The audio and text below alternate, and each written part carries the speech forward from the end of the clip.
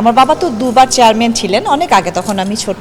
আমার মা অবশ্যই মানুষের উপকার করেন এবং পাশেও উনি দাঁড়াতেন, কিন্তু আমার বাবাকে আমি দেখেছি অনেক বেশি। আমার বাবাকে ছাড়া কখনো আমাদের গ্রামের, আমার বাবা তো দুবার চেয়ারম্যান ছিলেন, অনেক আগে, তখন আমি ছোট। তো আমার বাবাকে ছাড়া কখনো কোনো বিয়ের আলাপ আলোচনা বা কোনো প্রেম ঘটিত ব্যাপারও যদি গ্রামে হতো, সেই সিদ্ধান্তটাও কিন্তু বাবা ছাড়া বসতো না কেউ আলাপ আলোচনাতে, কিভাবে কি করবে বা কি, সব সময় দেখেছি। এবং আমার বাবাকে দেখেছি আমি যে সবসময় উনি কোনো পক্ষকেই কষ্ট দিতেন না, দুই পক্ষকে খুশি রেখেই উনি সেই রায়টা দিতেন বা বিচার, এভাবে কোন বিচার আমার বাবাই করে দিতেন। করোনা বা যে কোনো ভাইরাসের এগেইনস্টে ফাইট মানি ব্যাকট্রলের লেফট রাইট। তো সবসময় আমার বাবাকে দেখেছি মানুষের পাশে এবং ভালো কিছু করার জন্য, তো সেই শিক্ষাটাই আমি আসলে পেয়েছি। সেটা আসলে আমরা দেখতে পাই। গেল বছর খুব সম্ভবত 2 বছর আগে বন্যার সময় দেখছি আপনি বন্যার্থদের পাশে ছিলেন।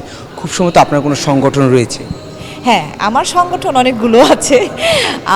আমাদের কুমিল্লাতেও আছে সংগঠন, এটা আলোকিত শব্দুলপুর, ওইটাও আমাদেরই সংগঠন। তো সব সংগঠনের থেকে যে আমি মানে এগিয়ে যাই বা পাশে দাঁড়াই তা না, আমি ব্যক্তিগতভাবেও আমি যাই। যে বন্যার্থদের কথা যে বললেন, আমি আমার সংগঠনের সাথেও ছিলাম এবং সংগঠনের বাইরেও আমি একা, কিন্তু আমি একা বলবো না, আমি আমার ছোট ফুপু এবং আমার মেজো ফুপুর মেয়ে, আমার ফুপাতো বোন, আমরা তিনজনে মিলেই কিন্তু এগুলো করি। তো আমরা দৌড়াদৌড়ি করি এবং শুধু তাই না, আমরা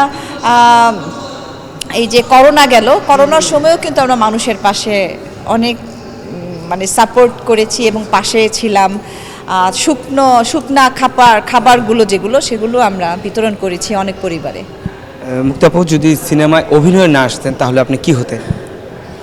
সিনেমাতে যদি না আসতাম, আমি আসলে আমার বিমানবালা হওয়ার অনেক ইচ্ছা ছিল এবং আমি চান্সও পেয়েছিলাম, সেটা হচ্ছে সিঙ্গাপুর এয়ারলাইন্সে।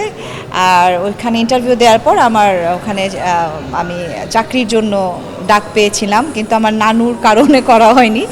আমার নানুর ভিতরে একটা ভয় কাজ ছিল যে রাতের বেলা আকাশ দিয়ে প্লেন যাবে, দেখবে কিভাবে, রাতের অন্ধকারে যদি পড়ে যায়। উনি একদম খাওয়া দাওয়া ছেড়েই দিয়েছিলেন, কান্নাকাটি করে, অবস্থা ওনার খারাপ হয়ে গেছিল, শুধু আমার নানুর দিকে তাকিয়ে যে আচ্ছা ঠিক আছে আমি করবো না, করা হয়নি। আমার বিমানবালা হওয়ার অনেক ইচ্ছা ছিল।